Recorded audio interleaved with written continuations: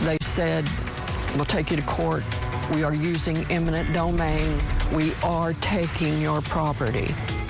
Tonight at 6, the struggle between Oklahoma property owners and power companies building transmission lines across the state is not over. Despite the cancellation of the National Interest Electric Transmission Corridor that would have expedited these power projects, some of these projects are still moving full steam ahead.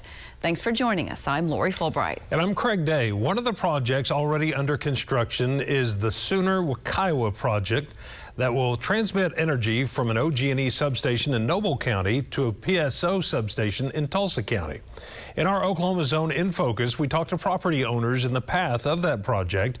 We'll look at this similar project to move wind energy and how a lawmaker hopes to slow down these kinds of projects. Property owners tell News on 6's Aaron Conrad they feel ignored. Aaron? Craig, the property owners that I talk to are dealing with massive construction projects on their properties like the one you see behind me. They say they aren't against improving infrastructure, but tell me they don't understand why this had to be done on their land. Heavy machinery and construction crews fill Barbara Anderson's property off Coyote Trail in Tulsa County. She's owned this 93-acre property since 1984. And I didn't realize the massiveness of the destruction till they moved her equipment in. Anderson has been fighting against the Sooner-Wekiwa transmission project since she learned about it 3 years ago. We have fought, everyone out here has fought to stop this project. But despite that fight, Anderson and her neighbor Julie Bailey have lost acres of their properties. This whole section of land, which is the direct front part of my property, is now unusable for anything I had hoped and dreamed for. This was rezoned for mobile home park. I've lost that. Anderson refused TransSource Energy's initial easement offer, and they took her to court, ultimately using eminent domain with a payout of around $35,000. I was forced to take what the judge recommended, whether I wanted it or not. Yeah.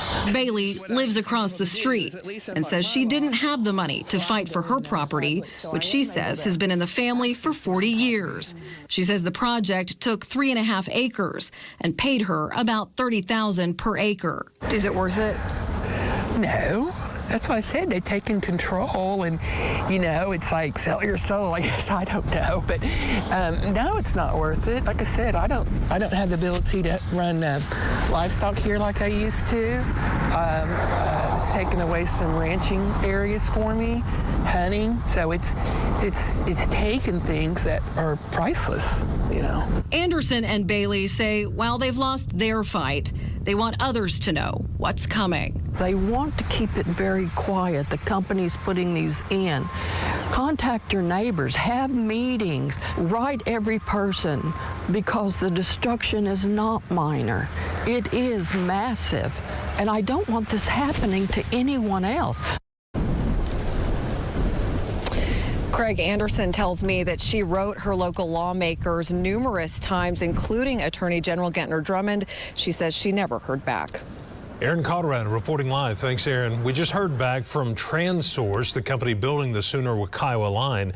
A spokesperson says the project will increase consumer access to more reliable, low-cost power in Oklahoma, as well as some customers in Arkansas, Missouri, Texas, and Louisiana.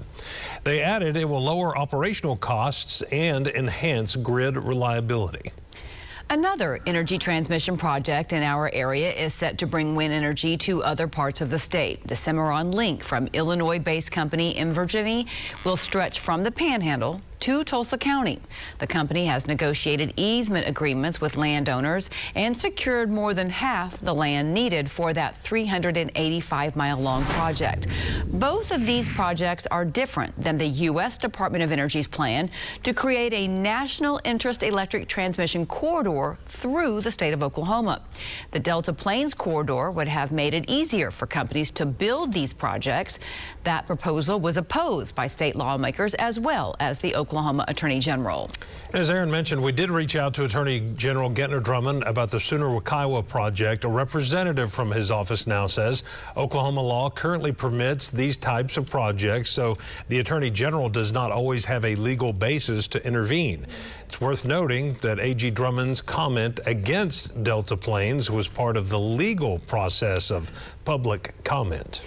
A state lawmaker wants to limit the number of transmission line projects that can use eminent domain to create a right-of-way through someone's private property. Republican Representative Molly Jenkins introduced a joint resolution that would stop companies from using eminent domain to add wind turbines or transmission lines for green energy projects.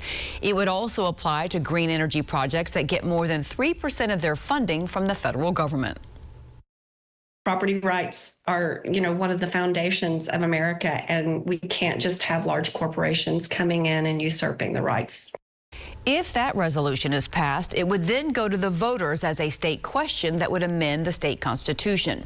The bill is currently held up in the House Rules Committee. Lawmakers will have to move it forward by Thursday.